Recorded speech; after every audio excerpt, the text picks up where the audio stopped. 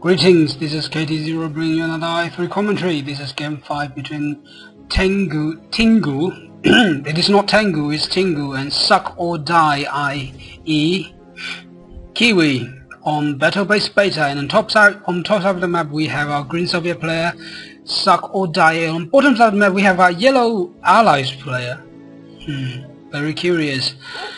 A switch of race might indicate that he is looking to have some fun here, so we'll see exactly how he's going about to do that. And he's open with two barracks or boot camps as of allied players, and the Soviet player Sakodai has opened with a refinery first, and interestingly has walled himself in. I don't know against what, but it's always a good thing to wall yourself in. And now that he's going to see a large number of dogs sitting at his front door here, he's going to be thinking, oh my god, my opponent is an ally. Unlike the previous games, and the allies player is now going to wall himself in even before he builds a refinery, which is sensible since his opponent is a Soviet, which indicates that he might have some terror drones later on in the game. And now the Soviet player just striving for map control here, because without map control his engineer cannot safely walk into the order here to occupies it.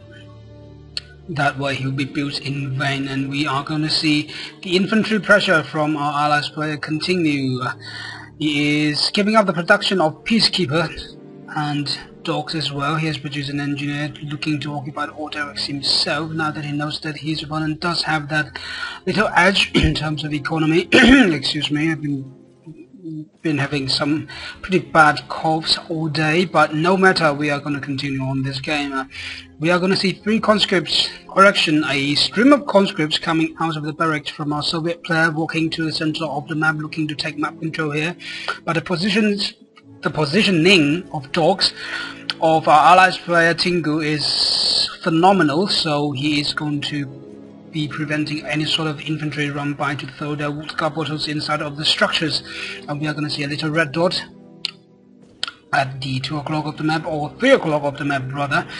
One dog just biting off one bear there. A little bit of loss for our Soviet player early on in the game, and indeed he has transitioned into a war factory, so we are going to see some mechanized units pretty soon from our Soviet player. And at the meantime, our allies player is also producing a structure which I don't know what at the moment, but we will find out very shortly indeed. And the Soviet player is moving his MCV to the 2 o'clock of the map, looking to expand there to be ahead of his opponent in terms of economy. Now that his opponent does have a armor facility of his own, he can produce the mech units that he needs to counter his opponent's play. But it looks like our Soviet player is not planning on doing any sort of terror drone harassments or sickle run-bys or anything like that. Instead, he has produced 2 Bullfrogs for no apparent purposes. I am not seeing any sort of play from our allies player, but the Soviet player, knowing that his opponent is an ally, would have to be expecting some form of an air play at some point of the game, since, well, the Air Force is basically the backbone of the allies army. And interestingly, we are going to see the allies player not going for the air build, the conventional strategy for any allied player, actually. Excuse me. Instead, we are going to see a 1 barracks or boost camp and 1 armor facility on 2 refinery approach. The allies player is going very heavy into infantries and other structures as well, looking to play a very heavy map control style. He has control of the center of the map. He also has outposts at all the corners, possible expansion locations on the map, so he knows what exactly is going on with his opponent's economy.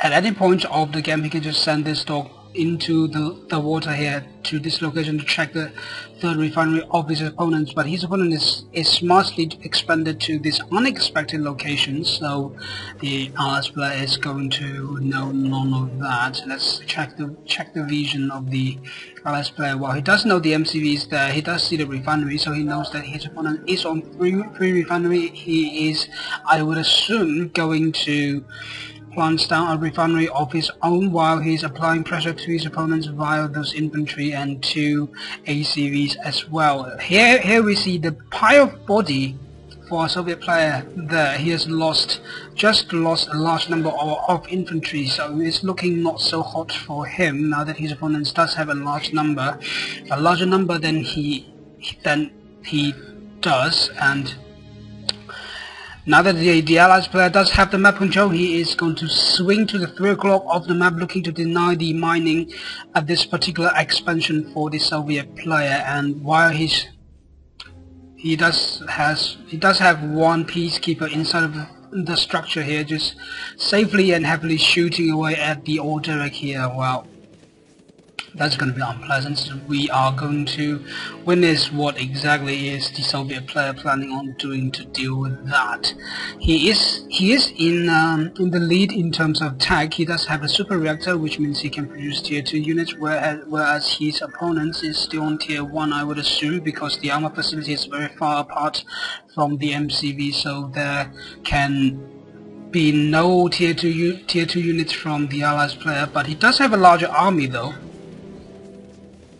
We'll see exactly how he's planning on using that. He is using the IFV very wisely to attack the hammer tank there to prevent any form of trashings of the light armor vehicles from his opponent, and he is indeed going to destroy this hammer tank, but choosing the terror drone based secret protocol there, the Soviet player is going to have one additional terror drone being shot to pieces by our Allies player, and we are going to see a terror drone run by, or so excuse me, the Soviet player attempted.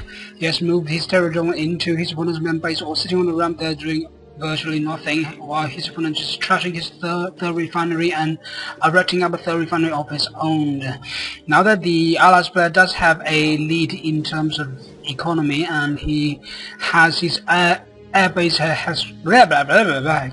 has his airbase as well, I would assume that he's going to transition into the standard air build for the for the Allies players, and the Soviet player is looking to apply a conventional strategy whenever you are behind, that is expanding into the water. That is always a good idea.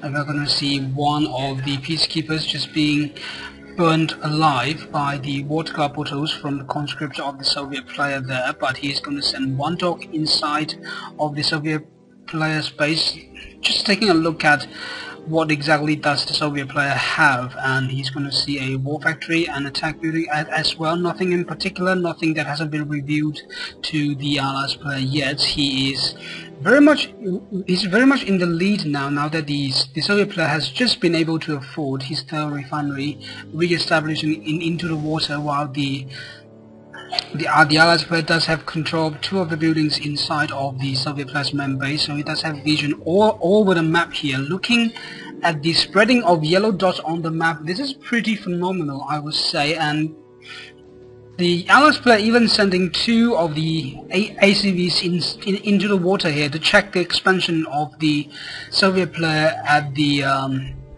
11 o'clock location there, looking to deny some of the mining, but I would assume it is going to be shot down.